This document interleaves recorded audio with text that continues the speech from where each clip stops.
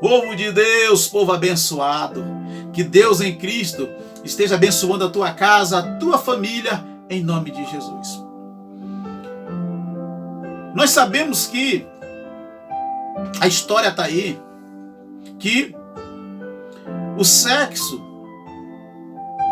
foi, ao longo dos anos, dos séculos, demonizado. Nós sabemos que ele foi até mesmo, marginalizado. Nós sabemos que foi tratado como algo do mal, algo do demônio. Mas a palavra do Senhor, ela nos diz que o sexo foi algo criado por Deus. Por quê? Porque o sexo foi algo criado por Deus. Porque Deus, quando ele fez o primeiro homem, Adão, o Senhor, ele fez Adão, para que Adão, com todos os seus órgãos, os seus órgãos genitais, o testículo, o pênis, nós sabemos que Deus ele planejou tudo. Deus ele pensou na ereção. Deus ele pensou nas terminações nervosas da glande. Porque Deus ele é perfeito. E quando o Senhor também fez a mulher Eva, o Senhor colocou na mulher também os órgãos genitais femininos, a vagina, o clitóris, as partes erógenas da mulher, do homem. E para que eles, ao se unirem, eles venham desfrutar, porque o sexo não foi criado por Deus só para a procriação, como foi ao longo dos séculos ensinado. Deus também ele pensou na satisfação do casal. Esse momento de celebração, de intimidade, o sexo é algo divino.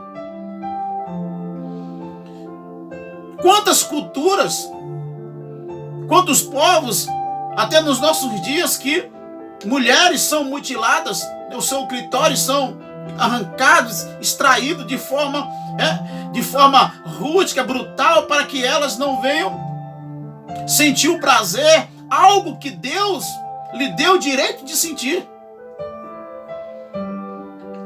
Só que quando a gente lê a Bíblia, nós vamos ver que Paulo, ele não pediu para que os casais abençoados debaixo da bênção do casamento viessem a se abster de sexo.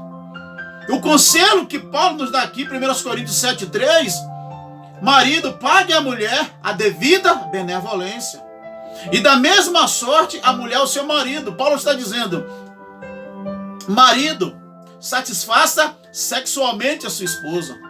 Esposa, satisfaça sexualmente o seu marido, guardada as devidas proporções. Essas minhas palavras. Eu acrescentei aí. Ok? Então, o desejo e a ordenança do Senhor é para que o casal tenha esse momento de intimidade, de celebração. Porque é algo maravilhoso. Algo criado por Deus. E Paulo, quando escreve isto, Paulo está dizendo o seguinte, em outras palavras, no entendimento aqui mais profundo, se é uma ordenança, se está na palavra de Deus, então o marido, que ele está gozando de uma boa saúde, se ele não satisfazer sexualmente a sua esposa, ele está em pecado, ele está em rebeldia contra Deus. A esposa, que também está gozando de perfeita saúde, e ela não satisfaz sexualmente o seu esposo, ela está em rebeldia contra Deus. Paulo está dizendo isso. E é algo tão maravilhoso E é algo tão profundo porque o sexo, ele não envolve só a conjunção carnal. Existe algo espiritual por trás. E Pedro, ele fala o seguinte, na sua primeira carta, no seu capítulo de número 3, e versículo de número 7. Olha a profundidade de Pedro aqui. Igualmente vós, maridos, coabitai com ela, com a esposa, com entendimento, dando honra à mulher como vaso mais fraco, como sendo vós os seus coerdeiros da graça da vida, para que não seja impedida as vossas orações. Olha o que Pedro está dizendo aqui. Pedro está dizendo para o marido coabitar com entendimento. Ou seja, o esposo ele não pode ser grosso na hora do ato. O esposo não pode levar a sua esposa na hora do ato sexual de forma violenta. Coabitar com entendimento, dando honra à mulher. Então Paulo está dizendo aqui que a mulher primeiro ela precisa ser satisfeita. É isso que Pedro está dizendo aqui, melhor dizendo, é Pedro que está dizendo aqui, sua primeira carta, no capítulo 3, versículo de número 7. Coabitar com entendimento, dando honra à mulher. Então o marido precisa primeiro satisfazer a sua esposa, dando honra a ela como um vaso mais fraco, como seus coerdeiros da graça da vida, para que não seja impedida as vossas orações. Então o casal que eles não estão vivendo uma vida plena sexual, gozando de perfeita saúde, as suas orações são impedidas. As suas orações são impedidas. Então muitos casais cristãos que estão gozando de perfeita saúde, eles não estão vivendo uma vida plena sexualmente falando. Você quer que a sua oração seja respondida? Um dos pré-requisitos, marido, é que você dê honra à sua esposa. É que você trate ela como um vaso mais fraco, para que as suas orações não sejam impedidas. E voltando aqui para a primeira carta do apóstolo Paulo à igreja de Corinto. Então o marido precisa satisfazer a sua esposa. A esposa precisa satisfazer sexualmente o seu marido. Aí no verso 5, Paulo diz o seguinte, olha o que Paulo diz, olha que coisa. Não vos defraudeis um ao outro, senão por consentimento mútuo, por algum tempo, para vos aplicardes a oração. O que é que Paulo está dizendo aqui? Paulo está dizendo de abstinência. Paulo está dizendo de não cumprir aquilo que está determinado a ser feito, não defraudar alguém por um tempo, por um consentimento mútuo. Então o que é que para vos aplicardes a oração? Depois ajuntai-vos outra vez para que Satanás não vos tente pela vossa incontinência. Paulo está dizendo aqui que o casal não pode ficar muito tempo sem ter relações sexuais.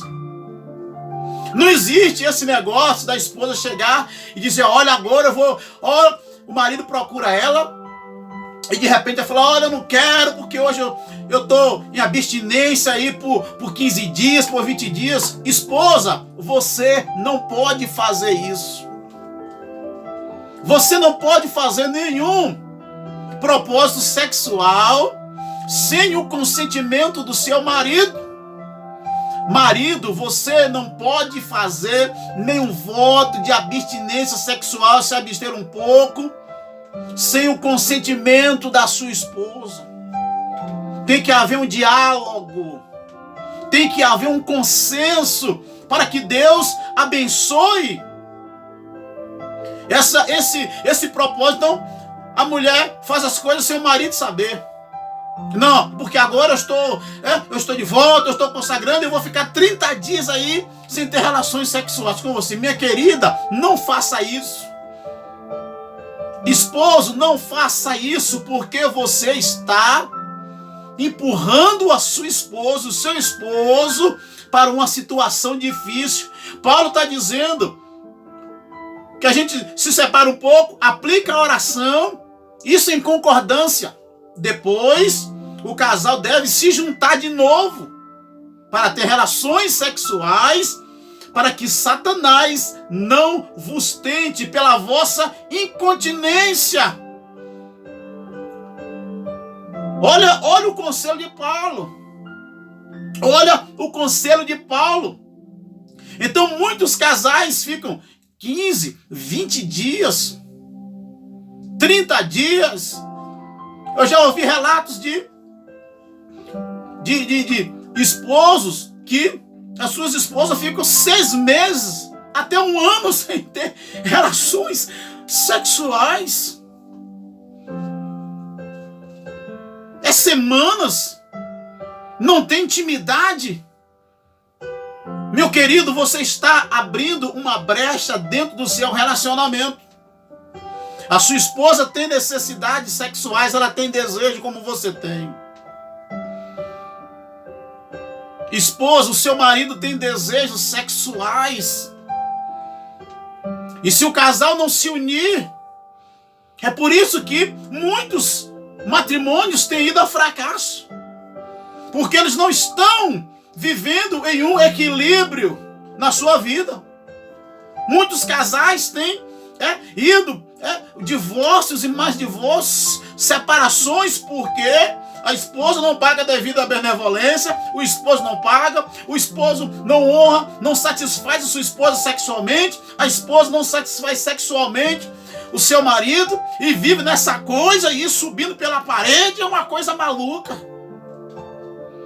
Mas a palavra está dizendo que o marido precisa satisfazer a sua esposa. A esposa precisa satisfazer o seu marido. É isso que Paulo está dizendo, é isso que Pedro está dizendo. Porque o sexo é algo criado por Deus, é algo divino, é algo maravilhoso.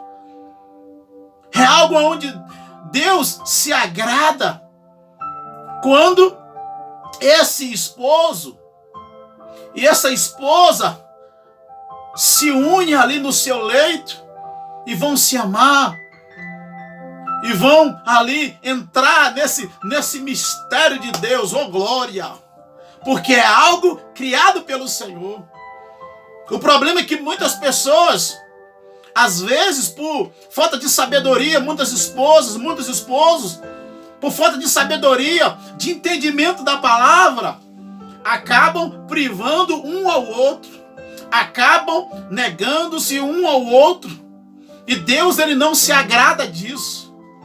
Deus, então, você que está aí há muito tempo aí, porque você agora está consagrando, você agora é um vaso, é um profeta, é uma missionária, tem esposo que fica 30 dias fora, fazendo, meu querido, cuide do seu lar, cuide da sua casa, a sua esposa tem necessidade, o seu esposo tem necessidade, missionário. Pisa um pouquinho no freio aí, porque Deus não está se agradando disso. Enquanto você está lá fora, o seu lar, a sua casa, o seu casamento está todo bagunçado, o seu marido correndo perigo, a sua esposa correndo perigo, porque você não está cumprindo o mandamento do Senhor. Então, não podemos, Paulo está dizendo que não podemos estarmos separados por um longo tempo sem o casal se unir no seu leito de amor para celebrar algo maravilhoso que Deus fez. Então chama sua esposa hoje, meu querido. Chama o seu esposo hoje. Não queira ir além do que a Bíblia está dizendo. Não queira ficar aquém do que a Bíblia está dizendo, porque existe um problema nosso.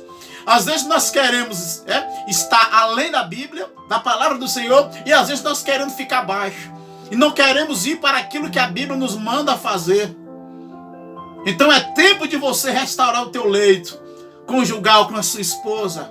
Chame aí ela nesta noite, dê um carinho, converse os dois aí e chegue a um consenso. Tá vendo como é importante o diálogo? Porque às vezes a esposa, às vezes ela é mais ativa, Às vezes o esposo é mais ativo, então é preciso que haja o quê? Um diálogo. É preciso que haja um equilíbrio para que não venha faltar intimidade dentro do relacionamento, para que a esposa não fique aí subindo pelas paredes, meu Deus. Mas que o teu casamento seja abençoado e que você desfrute da bênção de Deus para a tua vida, em nome do Senhor Jesus. Deus abençoe. Aproveite aí, meu querido. Oh, glória a Deus.